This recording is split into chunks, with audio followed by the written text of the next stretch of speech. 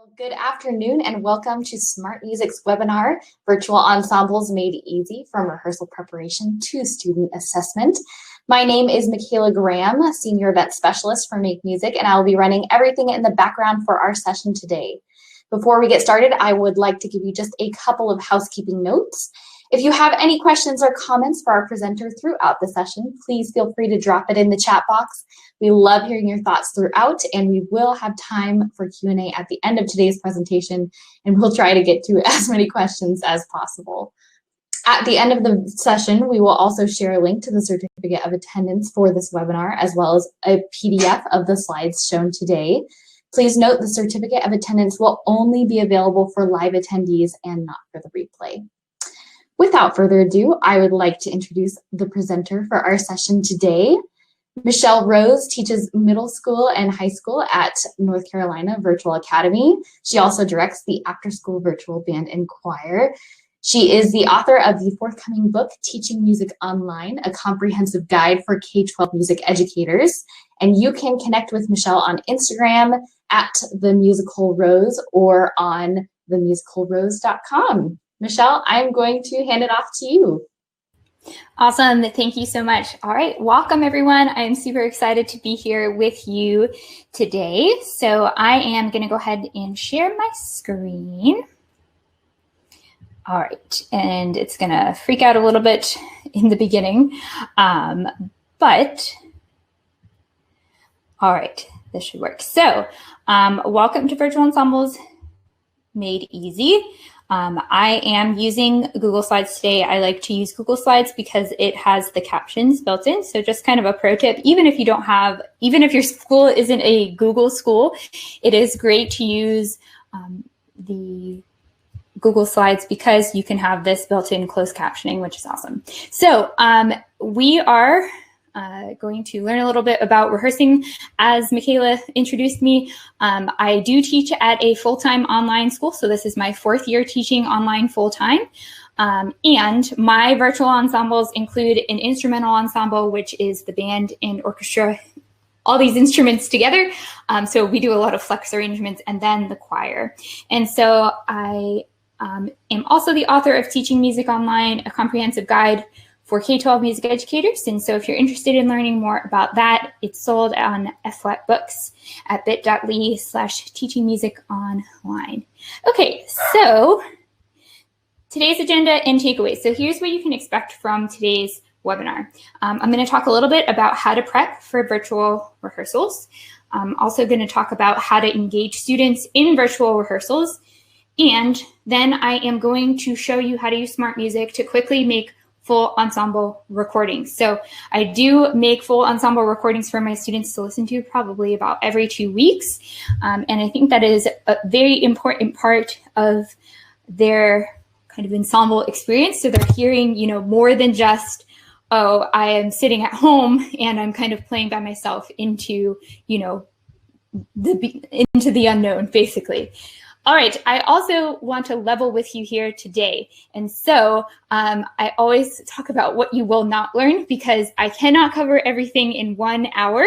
And so if you are expecting to learn any of these things, then this session is not for you. So today I'm not really going to be talking about the basics of Smart Music. So if you are interested in learning more about that, there are tons and tons of awesome tutorials out there.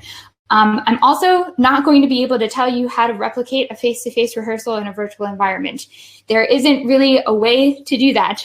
We can't all play at the same time. There's a lot of latency issues. And so this will never be the same. It will never be a replacement, but that doesn't make it less than. Your students can develop a lot of different skills that aren't always developed as strongly in face-to-face, especially independent musicianship. So I always say teaching music online is different, not less. And then lastly, I am not going to tell you how you can create an ensemble that sounds like Eric Whitaker's virtual choir. He is amazing and has done awesome things, and so many people have replicated that, but a lot of times that either takes a lot of time, a lot of money, or a lot of skill. And so I'm going to show you a way for your students to still engage and get good music education, but in a way that isn't going to take up your entire life or a lot of money. So, going on. All right, so let's talk a little bit about how I prep for rehearsals. So first, I take a look at my score, and I have my big binder of scores that I'm working on with my students here. And so I go through and, each week I think, like, what do I want my students to work on? And so I kind of, in the beginning of the semester, try to lay out a plan, kind of similar to brick and mortar. The other thing is, since my students come into rehearsal, I use Zoom, so they come in, they're all muted, and I don't hear them throughout rehearsal. So I can't hear their mistakes live. What I do is I assign recordings every week, and that is when I hear their mistakes, or if they have fixed something, if they've worked on something, it's worked. But since I'm not going to be able to fix those mistakes live, especially if we're working on a new section, I think about, okay, what mistakes can I anticipate? Because looking at the score, even if I've never heard a group play before, I can kind of look at a score and think, okay, these students are probably going to struggle on this. These students will probably need to go over this kind of articulation in order to get that crisp articulation sound for a march or something. And so I try to anticipate these mistakes even before I hear them. So you don't necessarily need to hear students live and then give that correction right away. You can use your musicianship to anticipate and give students activities to kind of, work on these skills, just like you would in brick and mortar. So it's fairly similar. It's just that the listening part and the correction part are kind of happening, not one right after the other, but at different times. And so then after that, I, go through and I think, okay, what warm-ups or rehearsal techniques will I need to prepare, to ensure that my students are getting the skills that they need, especially for those mistakes that I'm anticipating. So again, it's very, very similar to how I would prep for a brick and mortar rehearsal. I was a band director, high school band director in person before I took this online job. And so it's not that different. And so I just say that just to, I just don't want people to get freaked out or to say this is too hard or I can't do it. Trust your musicianship and trust that you know your students pretty well. Or if you don't even know your students pretty well, you know musicians pretty well and what they often need help on. Okay, but obviously I can't anticipate every single mistake that's going to happen. So that is where student recordings come in. And so, like I said, I assign smart music assignments every week, and I assign just small little chunks. And so I will go in and listen to these previous week's recordings. Now, do I listen to every single student recording every single week? Not always. And so I think, once you have listened to, 3 to 5 students in the flute section and you notice that all of them are missing the E natural, or all of them are playing super out of tune on that D flat. If you couldn't tell, I am a flute player. And so if you are hearing these mistakes in 3 to 5 students, likely it is being made pretty much across the board. So if you are finding that you are spending tons and tons and tons of time on this, work smarter, not harder. If you're starting to hear some trends, you don't necessarily need to listen to every single student individually every single week. Just like you wouldn't listen to every single student individually every single week in brick and mortar. I just say that because I think, especially when I first started this instrumental ensemble and the choir too, I was trying to get through every single student and give feedback individually, and that really took up a lot of time. So again, working smarter, not harder. When I'm starting to pick out things that are kind of consistent across a couple of students, I think, okay, I've heard enough. We need to work on this week. Or if I hear it consistently across the band, okay, we're really not playing this crescendo here, or we are playing at full blast here and it needs to be piano or something like that. So don't feel like you have to listen to every single recording every single week. And then basically what I'm thinking, again, what mistakes are being made across the ensemble or across sections that I'll need to talk about. And then thinking about, okay, if I assign something, if we talked about something in last week's rehearsal, so for example, let's say we talked about dynamics. Did students fix those mistakes? You know, if we practiced dynamics in the warm-up and then we went and ran through the section with the dynamics that need to improve, and then they recorded that again, did the students actually, you know, fix that mistake, or is it something that we need to revisit again? And so that kind of drives what happens in the next set of rehearsals. All right. Lastly, for my rehearsal prep, I am thinking about engagement activities. So beyond just, okay, put your instrument up, we're going to play, okay, put your instrument down. And so it's just kind of silent. I am giving you instructions this whole time because there are instances where not all my students can turn on their cameras. So whether it's the camera's broken, so I have one student, randomly her camera will just kind of have a bunch of lines and then it will go out. And that'll be it for the session. And it happens super randomly. Last week, my camera in Zoom stopped working completely and I needed to restart my computer, but I couldn't do that in the middle of rehearsal. So there are so many reasons, you know, beyond even just the camera not working, whether it's privacy issues or students not wanting to, you know, turn on the camera in their home or something like that. You know, you still want to be able to make sure those students are here and participating and they're not walking away. And so to do that, I find that it is important to engage students beyond just playing, whether they're responding in some way in the chat. And we're gonna talk about that in just a moment about some ideas for engagement activities. But I think, okay, what skills do students need to learn or practice, and how can I incorporate them into these kind of mini engagement activities?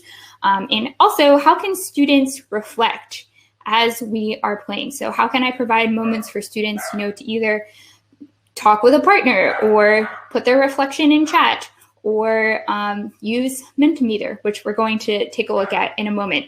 So again, just to recap, step 1, I look at my score. Step 2, I listen to student recordings. Step 3, I think about, okay, what little moments can I use to create these engagement activities? So let's talk a little bit about how that will work.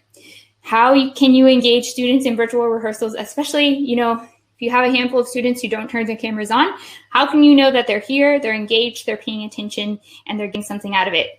Yes, you have those. So I have those recordings that students submit every week. And so that is one way that I know that they need to be here and engaged because I get their recording every week. But beyond that, how can you engage them live in synchronous rehearsal?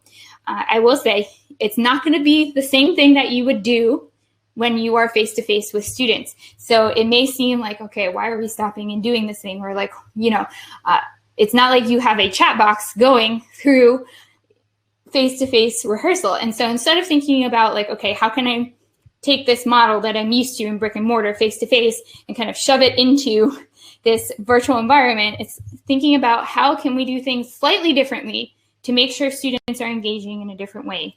And so let's take a look at some examples that I've used. So first though, frequency of engagement. So this is what I've found is what helps students kind of keep their attention and just making sure that, you know, we are moving forward and students are not just kind of zoning out. So I find that, you know, either every 1 to 2 slides. So if you're using a slide deck, if you're teaching a skill, maybe that requires a slide deck, or, you know, if you're teaching notes on a staff or, you know, rhythms or something like that, I find that I don't use slides quite as often as I do in Ensemble. But just as a rule of thumb, if you are using slides every 1 to 2 slides, I know it feels kind of frequent, but it is definitely important that you are having enough engagement. After listening to any sort of recording or video, so if you want students to listen to, you know, what they sound like as a full ensemble, instead of just having them listen, thinking about like how can you turn this into an engagement opportunity? Maybe have them reflect or think, pair, share with a partner, something like that. Or if you want to show students a video of maybe an exemplary group playing the piece that they're playing so they can really hear, what sound they're aiming for. Again, not just listening, but making sure that you provide some sort of structured activity to make sure that they engage. It happens a little bit more naturally when you are face-to-face, but when you are in this online virtual environment, there has to be more structure and more intentionality, because the conversations don't really happen quite as naturally, but that doesn't mean that they can't happen. And then if you are not using slides or videos or recordings or anything like that, I say about every 5 minutes. So, that might seem like a big, break in your rehearsal time, or like trying to stop every 5 minutes. And so I'm not saying, it necessarily has to be 5 minutes, maybe 5 to 10, but you definitely don't want to go 30 minutes without, having students stop, think, respond in some way. Again, especially if you have students whose cameras are not on, you want to make sure that you are engaging all students beyond just playing their instrument in their living space. So let's talk a little bit about engagement strategies. I will say my number one engagement tool in terms of keeping students engaged in class and making sure that they are coming to rehearsal, that they are participating to the fullest extent and all of that, is to make sure that I'm creating community. And so community feels a little bit awkward online, right? So it doesn't feel quite as natural. Kids aren't like coming to the band room and just saying, oh, I really love to, I would really love to hang out before first period and we're just going to chat. Or, there aren't kids necessarily coming in for lunch or whatever.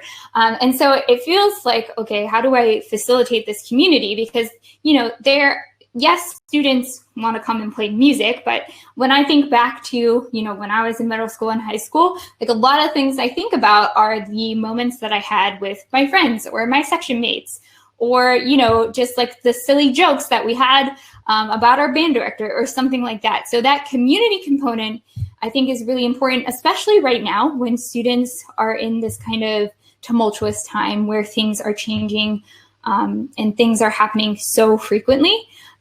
So creating community and a space where students feel welcome and want to be there is definitely step one. And so a few ideas on how to engage students and create community even beyond rehearsing. So I do a virtual lunch bunch once a week where my students come into my Zoom room for about 30 minutes and we just chat. Sometimes we play a game. We played 2 Truths and a Wish last week. I like it a little bit better than 2 Truths and a Lie, because I was like, you know what, lying is not really something that I'm trying to encourage. So we played 2 Truths and a Wish. So that was just something fun for students. They come, they eat their lunch, they chat about, what musical they like better and all of those things. But it's fun to just, have space where students can just socialize. I also do some just for fun 1 to 2 minute activities, in the beginning of rehearsal sometimes. So I will do a would you rather, but it will be speed would you rather. So I find that a lot of icebreakers, they just feel so long and can get kind of awkward quickly. So I tell students, okay, you have a minute. Would you rather play in 6 sharps or 6 flats? And I'll put them into breakout rooms with just one other student, and they have, a minute to kind of speed tell each other their answers. And so they get to know each other a little bit that way. And so again, these are not things that always necessarily need to take a ton of time. But, just a minute or 2 for them to do something, just for fun. Theme days also, wear your PJs to the next sectional, or last Friday, my instrumentalists decided that they were going to all try to play with something on their head for 5 minutes. I had one violin player balance something perfectly for like 5 whole minutes. It was impressive.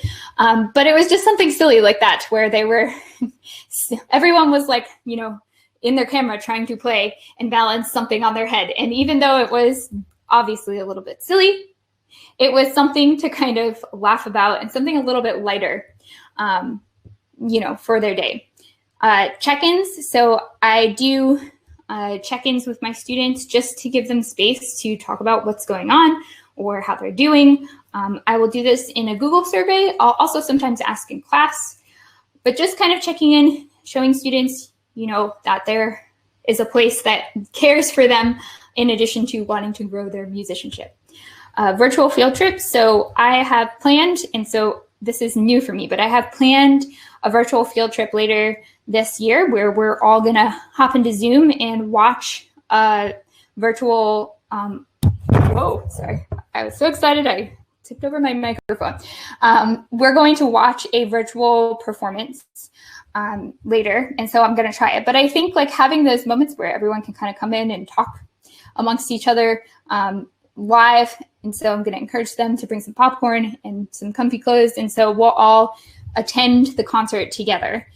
And then just general socialization time. So I tell students, classes for us open 15 minutes before the actual class time starts. So I tell them, during that time, you are welcome to chat in the chat box. And sometimes if we end, rehearsal a minute or so early, although that very rarely happens, but I tell them you're allowed to socialize when you are outside of the class times. That is why, though, I like to have lunch bunch, because I find that we have very packed schedules, so they can socialize, in the beginning of class, but by the end of class, I'm like, okay, I'm rushing off to my next class or rehearsal. So virtual lunch bunch, again, is part of that socialization for my kiddos, at least. Okay, so here are some examples beyond just, okay, we're going to create community. But this is an example. So let's say you are working on measures 16 to 32. And so, like I said, these check-in engagement activities don't need to take a ton of your time. So this is just a self-reflection activity for students to do. And so I provide a way for students to engage whether or not their camera's on. So I say, okay, how are you feeling about your part? Give me a 1 if you feel overwhelmed and you need extra help. Give me a 2 if you're getting there, but you still need a lot of, some practice on your own, or give me a 3 if you feel like you've mastered this section. And so I tell kids, okay, hold your answer up in your hand. If you have your camera on, put a number in the chat if you have your camera off. And so again, giving students multiple ways to participate. And it also gives you a quick check-in on your kiddos who don't have their cameras on as well. And so this is a great way to, I get these icons, by the way, from Flat Icon, FLATICON.com. The CC got it pretty well, no 4, but flat icon, no dash.com. And so I love to use icons like this, kind of visually help students. Awesome. Thank you, Michaela, for putting that in the chat. Okay, so this is just one quick way. Self-reflection, too, is good because students are on their own and you want them to be thinking about their own playing. So I love being a virtual ensemble, being virtual, because my students have developed a lot of independent musicianship that I didn't necessarily see across the board in brick and mortar. And so that way, I can kind of help them to be more reflective about their playing. And I saw a question come in that says, do I go back and check to see if students have answered? No, I don't. So I have found, when I've set pretty clear expectations, like if you're going to be on the virtual ensemble, these are the expectations. We set them together in the beginning of the year. So responding when there are these questions is an expectation. My class is not graded either. So I would say it depends on what your school requires. So if your school requires some sort of attendance, then it can be helpful, especially if you are checking in on your kids without cameras on as well. So you can go back and check. I don't have time to go back and check, honestly. So it just is kind of a way to keep kids engaged, but I don't go back and check every time because I really don't have time to do that. So if it's not something that your school requires, I would say, if you will notice kind of if it's a trend, and if it's a trend, I will say, reach out to the student, reach out to the parent or guardian, just say, hey, I noticed so-and-so wasn't really responding to polls today or wasn't responding to engagement questions. Just let me know, is something going on? Can I help you at all? And that's kind of how I would approach that. Okay. All right, so next up, some missing rhythm counts. So this is a good one if you are kind of preparing for, a new piece or you're going over a rhythm. So it's, again, kind of tricky because you are thinking, okay, it's not as natural as something face-to-face. And so what I'll do is kind of pull a rhythm that I see, or maybe a couple of rhythms if it's across the band or choir, and we will kind of go over this. So one thing that I like to do, and I'm going to show you kind of the behind the scenes of this so you can see my process. So I like to use timers because sometimes, in class of one kid, I used to have one kid answer in the chat, and then it would be kind of just, okay, and yeah, what that kid said. So what I like to do is use a timer, and I will say, okay, what I'm going to have you do is type your answer into the chat, but don't press the enter button until the timer goes off. And so you'll need to practice this a couple of times, but to put a timer into your Google Slides, all you need to do is go to Insert Video, and then you can type in 30-second timer and select that if you put it in. And so I will already have the timer pre-made and put it in my Google Slides, but I just wanted to show you all how to do that.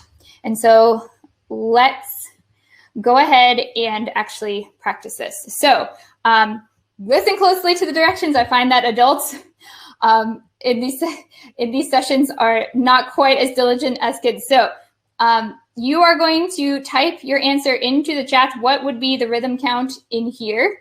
And when this timer goes off, you are going to press enter. And so yes, actually go ahead and do this for me so you can see how it will work for your students. So you're typing where it says type your comment. Don't press enter though until the timer goes off. And I'm gonna go ahead and fast forward the timer because you all are brilliant musicians.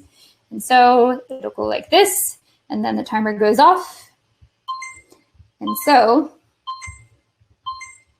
okay, awesome. And yes, everyone's using different timer or different counting systems. So whatever your counting system use, it's great. Okay, awesome. All right. So many brilliant musicians. Sorry, Michaela, I know you're trying to flag down questions. So, all right, awesome. So you can see there that the timer gives your students a little bit of think time. Think time is really awkward in the virtual world. So it is, I find it to be painfully awkward to just wait in the silence of my room. And so doing that, saying, okay, put your answer in the chat, but don't press enter till the timer goes off, that makes sure that, you're not having the same 3 kids that can type really fast answering all the time. So look at all those wonderful, wonderful answers. Awesome. So yes, and I know many, many different types of counting systems. So, all right, this next one, and so because I have the free version of Mentimeter, you may not all be able to get into this, but for the demonstration's sake, you will still be able to do it. So go ahead and go to menti.com and then put in code 124549. And like I said, I think it will max out at, I want to say the free version maxes out at like 40. And we have quite a few of you in here. So if you go to menti.com and enter the code 124549, and so this is maybe, if you're having your students listen and reflect, this may be not something that you try to do every day, but something to kind of switch it up. So menti.com, enter code 124549. And so again, what I try to do is I will actually give kids a minute, and I will put a minute timer in. So again, you can put in 1 minute timer, not 1 second timer. And I will say, if you're having trouble getting in, please let me know. You're going to have a minute to get in there. And so again, just that insert, search for whatever you need, and then you can press play for the minute. I find that for whatever reason, sometimes students, if they're not motivated by some sort of time deadline, then they will just take their time, and then your pacing really slows down. So using these timers can really save you. So let's go ahead and fast forward to this, menti.com, and enter code 124549. If you weren't able to get in, I apologize. Okay, and so the timer will go off, and I will say, okay, if there's anyone who hasn't been able to get in, please let me know in the chat. If not, we are going on. So we are going to pretend that we listened to the full ensemble recording, and I don't know, you can think about the last time you listened to your group, and think about something that your group typically does pretty well, and thinking about something that your group typically needs to improve. This is a great activity to get students kind of thinking critically. But then on my side, this is what it looks like. So when I press present, students can see here. And so our sound was great, but our posture was bad. Oh, okay. So awesome.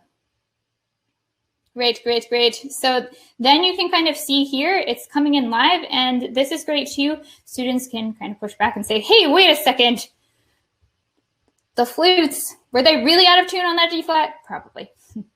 Okay, awesome. So it is a great way to, again, get your students kind of doing something different than just, kind of absorbing what you're saying. So having them do the work of like, oh, well, what should we be doing next, All right, then let's move on to the next question. Oh, where did it go?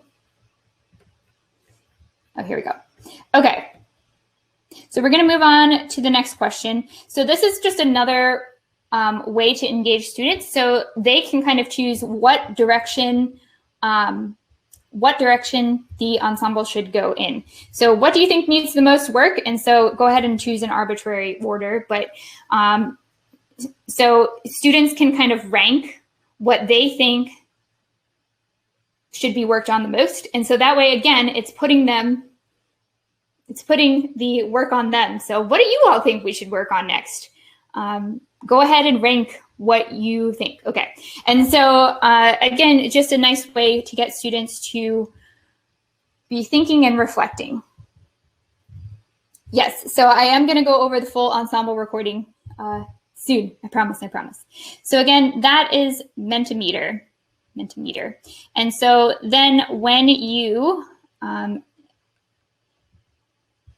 done, you can download the data from here as well.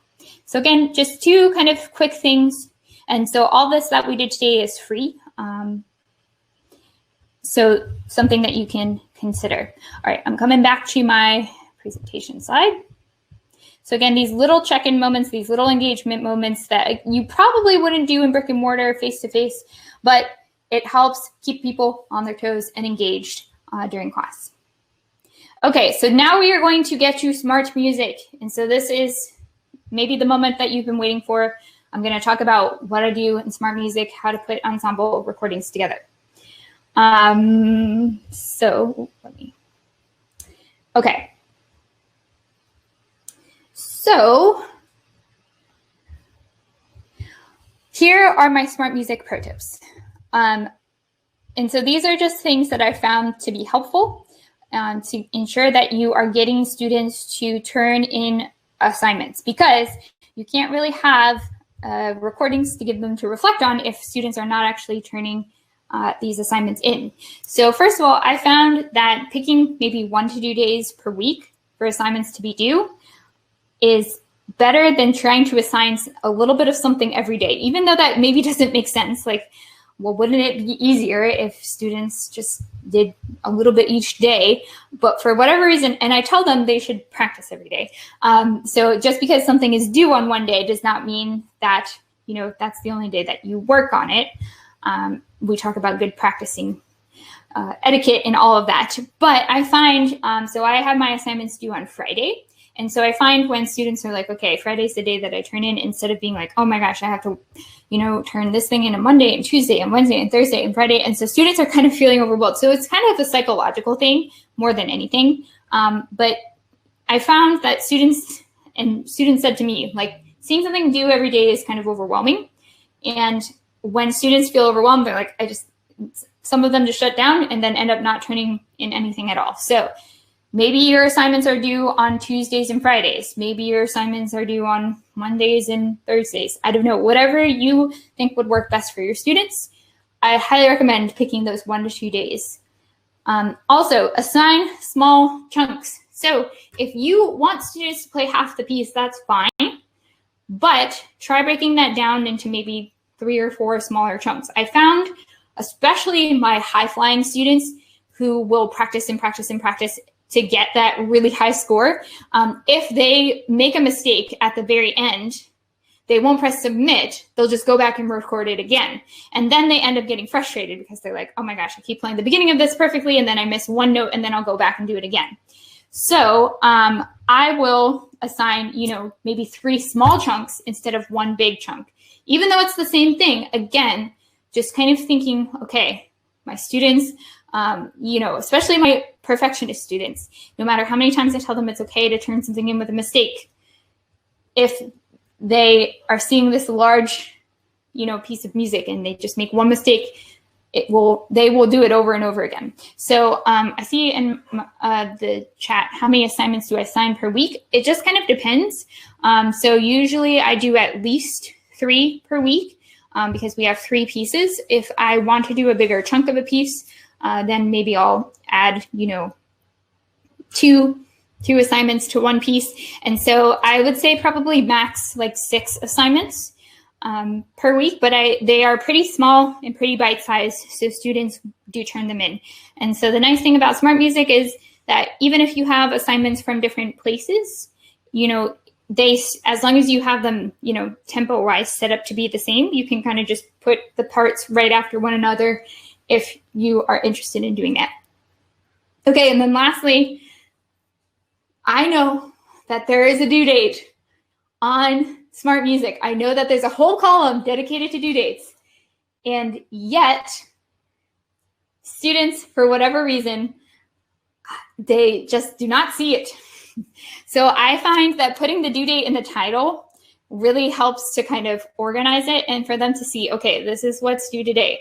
This is what's due next week, et cetera, et cetera. And so for whatever reason, even though there's a due date column, when I started putting the due dates in the title, I got more submissions.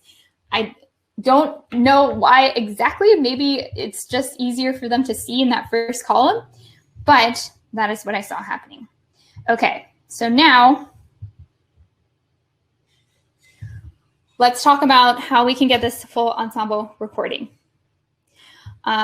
So in 30 minutes or less. So I did this on Friday for my choir students in less than 30 minutes. And so if I'm working on a longer section, I will make a metronome track. So literally what I'll do is just record, I'll just put on the metronome feature in Smart Music without the part playing and just like literally record an audio recording of that.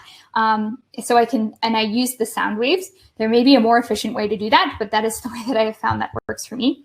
Then you will download the tracks. Again, you're not going to do this by listening, which seems kind of counterintuitive. You are going to want to try to line up the sound waves. And then I leave in the mistakes, not for like the final one, but I leave in a lot of mistakes for these reflection recordings because then students can hear, okay, this is how I contribute to the sound. And also like, oh man, we're not singing the right words. That is what my kids said on Friday. We are not all singing the correct words. It's like, yes. And now you understand why it's important for every single person to sing the right words, because if you're all kind of flubbing through that one section, then it's going to sound like a jumble. Or, some of them were saying we're not all, hitting the timing correctly. And so it's helpful for students to be able to hear their mistakes just like they would in a live classroom setting. So let's take a look at how I do this. So I set up a demo class because I do have my students here, but I do not put anything that my students do out in any of the trainings that I do out on the internet anywhere. They did not ask for this. And so this demo class is going to be made up of 4 of me. And so I opted to do a choir one because a lot of times when I do these, I am a band person at heart and by training, but I started a choir 3 years ago. I was like, oh my gosh, how am I going to teach choir? And so I have managed to do it, and I also do use Smart Music for choir, and I know a lot of people ask about that. So if you go into assignments, so you can see here that I have the due date. And so I chose I Love My Love because it is in the public domain. And so, so it is not perfectly rearranged because I did sing the bass part up an octave. So some of the voicings are a little funky, but it's the best I could do in terms of like not breaking any copyright for this. So this is in the public domain, and there is a Sibelius file that is already in the public domain. And so all I did was download the Sibelius file and then upload the music XLM file using the compose feature here. So when I have these assignments, I tend to just open a bunch of them at once because they take a while sometimes to load. And so I'll open like 5 of them or 10 of them and just kind of like go do something like heat up some tea or something like that. So I'm not staring at my screen and being like, oh my gosh, please work, please don't. So this will take just a moment. Hopefully, it'll take just a moment. So I am streaming here. So, okay. And so Smart Music has added this wonderful feature called download recordings. This was not available until this summer. So if you don't use GarageBand, you can use Audacity. I have used both. Okay, so all you're going to do is go ahead and download all of these student recordings. And so I do not necessarily download, if you have a lot of kids, you do not need to download every single kid every single week for them to get an idea. So obviously in the final recording, you do want to include all of your kids, but you can rotate through your kids. If you have 50 kids in one ensemble or 100 kids in one ensemble, you don't need to put every single kid in the full ensemble recording for them to understand how to best reflect or what mistakes need to be fixed. So again, work smarter, not harder. They're not going to be able to be like, hey, I did not hear myself in that one part. So now you're going to go ahead and open up GarageBand. So I'm going to show this in GarageBand. Audacity is free. It is a very similar concept. So this is not going to be super advanced. I'm sure some of you are much better at sound technician stuff than me, but this is the simple way so students can still get this reflection part. And so I'm just going to choose empty project and then this audio track here. And so the great thing about Smart Music and why I love it is when you download recordings of all the same part, then what you can do is that they're already all starting in the same place. So that makes it really easy. And so all you're going to do is just go ahead and drag and drop them. And so when I'm doing final recordings, I try to, maybe edit and look a little bit closer and make sure that the sound waves are lined up. But for today's sake, since this is all starting from the same place, everyone's starting on beat 1, I will go ahead and just drag and drop all of these. And so drag and drop, drag and drop. All right, so you can see I didn't listen to any of these. If I'm looking at sections, say this second part didn't come in until this beat here. So I can see that there is some sort of entrance here, right? So this part and this part are lined up. So let's say, I'm finding, this is measure 3, beat 2, and that's when I need this part to come in. All I would do is just kind of line this up here. And so then you can see the sound waves. So I'm always going off of the sound waves rather than trying to line up the sounds. And so I find when I'm trying to line up the sound perfectly, my ear, it just, there's always these little bits that are off. So sound waves are helpful. Okay. So no, it doesn't have to be in GarageBand. It can be in Soundtrap. It can be in Audacity. It can be in whatever you want. Just make sure you turn this off. Okay, and so this, okay, please don't judge me too harshly, okay, because I did this in like 30 minutes. I learned all these parts and recorded them in Smart Music in 30 minutes. But this is what I did from Smart Music. This is I Love My Love. So let's take a listen. Oh, maybe not. Woo. Okay, and this seems to happen to me. So if you, let's see, preferences. Okay, output. All right, let's try this. Okay, there we go. So, and there isn't a way for me to share my sound like it is in Zoom through Webinar Jam. So this is the best that you're going to get. I know it's not perfect, but again, I tell my students the reason why we're doing this is not for perfection, but to improve our musicianship. So here it is. Abroad as I was walking one evening in the spring, I heard a maiden that loves so sweetly for to sing. Okay, so that was just a short little clip. And so you can see that one part, that soprano one part, I was getting up to that high F there. There was some clipping. And so that would be a good teachable moment where you can teach your kids how to move away from the mic a little bit.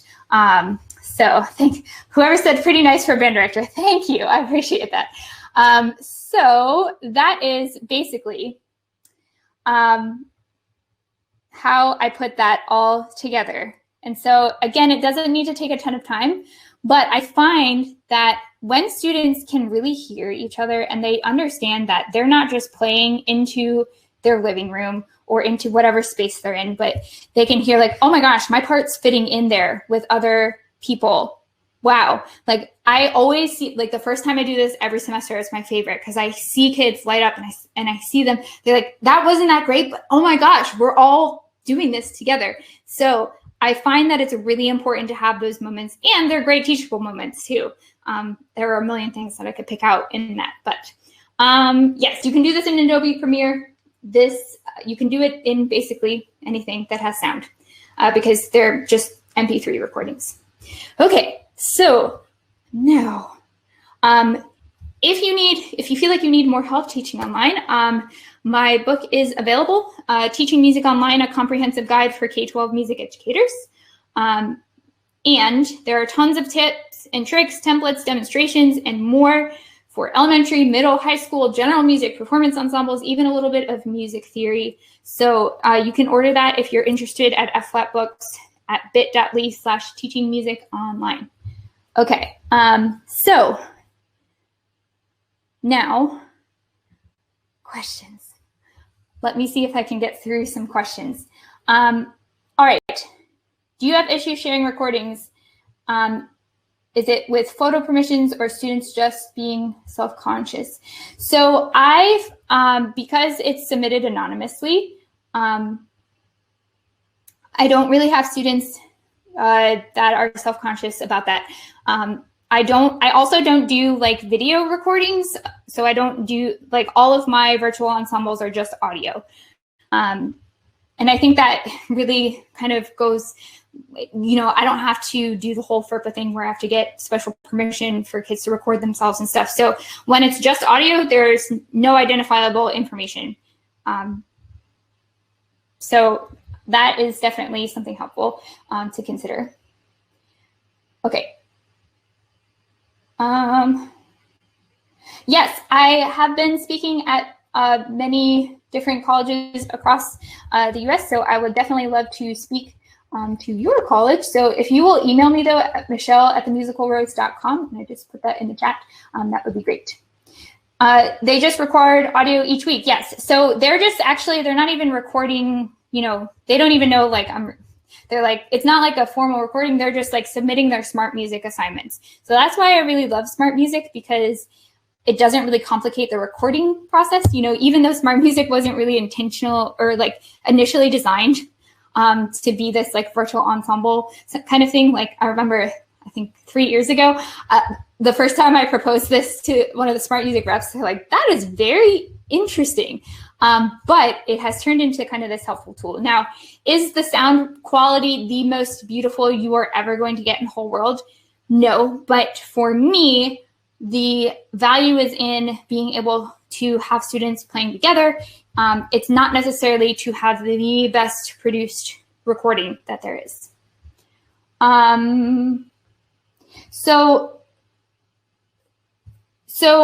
Students don't actually see like who has submitted or whatever. So this grade book on my end is all I see, but on the student end, so I actually created a student account. Oh, no, that's my school address. As you can see, my brain's on autopilot. So, okay, so I actually created a student account that I use to show students what everything looks like. And so on their end, this is what they see. And so, for example, this is what I submitted. And so you can just, all they'll see is that it's been submitted, but they're not going to see, and they can download their own recording, but they can't download any other kids' recording. They can't see any other kids' grades. So this is what it looks like in student view. And I also tell students, so I always demonstrate like, okay, you have an assignment due tomorrow. And I literally go into my student account and screen share my screen. And I say, this is where you need to click. Then you're going to click on due 10/16, I love my love. Then you're going to click on complete assignment, and you are going to choose your part. Do not choose someone else's part because you won't be able to sing it. And so that is something that I literally demonstrate click by click. Even if you feel like your students are super tech competent, I find that it is helpful to do that. So this will only show on my side. Okay.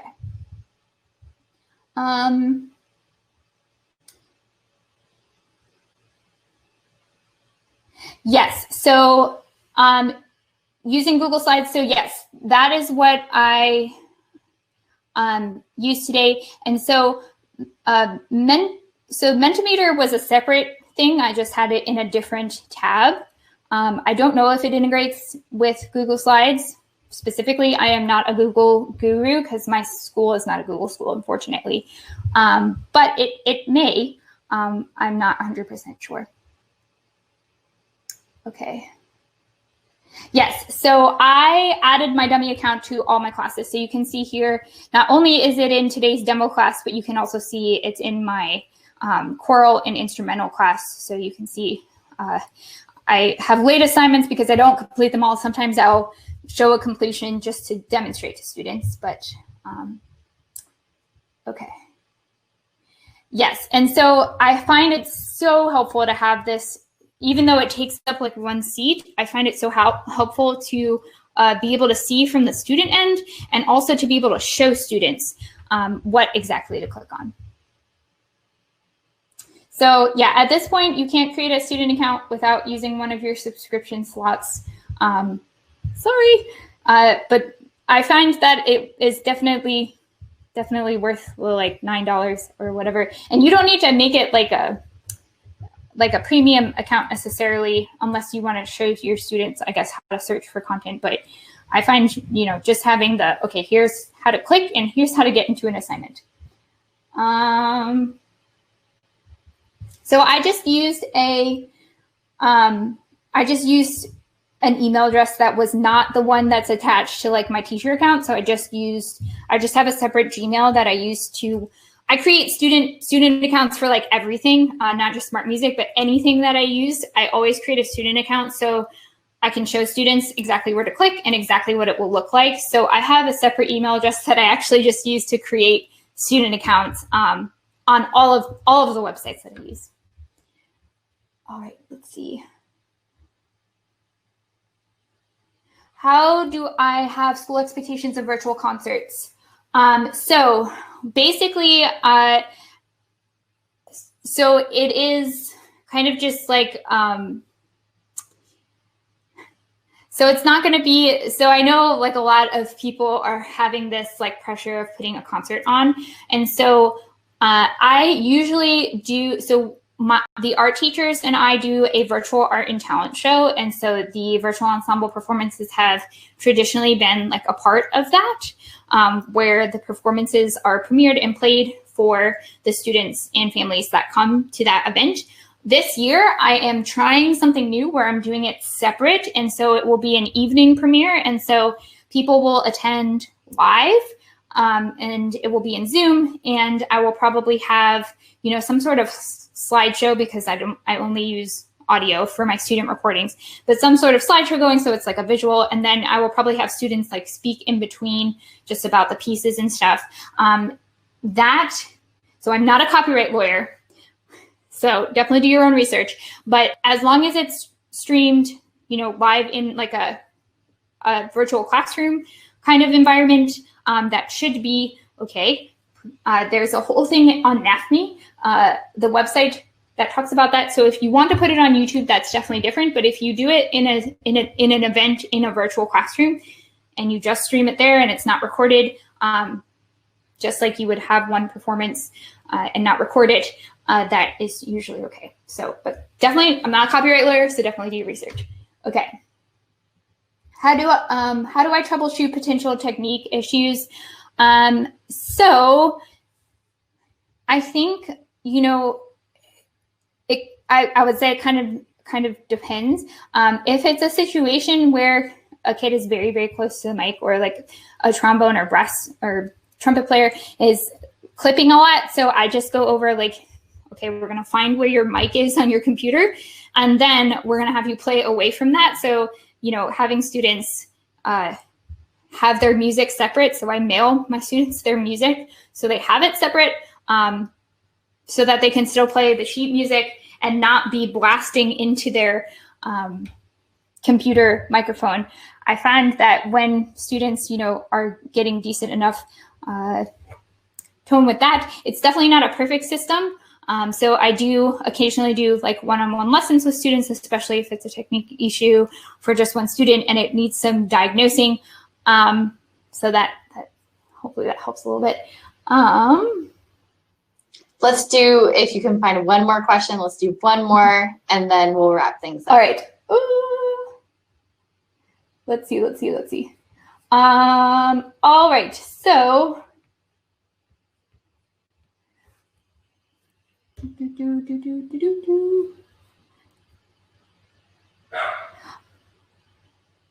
okay, it looks like I answered a lot of those. I've answered a bunch of these. Going back to the very beginning, I didn't see there. I was scrolling through for questions too, and I think you answered a majority of everything. I'll actually speak to Teresa's question. She asked about does Smart Music integrate with Canvas? And at this time, it does not. I know that our development team is working to try to get Smart Music to integrate with more platforms. There are so many platforms out there, and every school is different. So we want it to work with everyone, and we're working on a solution for that. So we'll say that is our last question for now. Michelle, thank you so much. You are amazing, and this was so helpful. I'm going to send a few links in the chat, so don't leave yet. The links that you want will be sent out. So I'm going to put up our slideshow really quick here. So there you go. Thank you so much, Michelle. Awesome. Thank you all. And I will see you all later. Thank you. Have a good one. Yes, you can do it. Beautiful. You can do it. I believe in you. Bye all.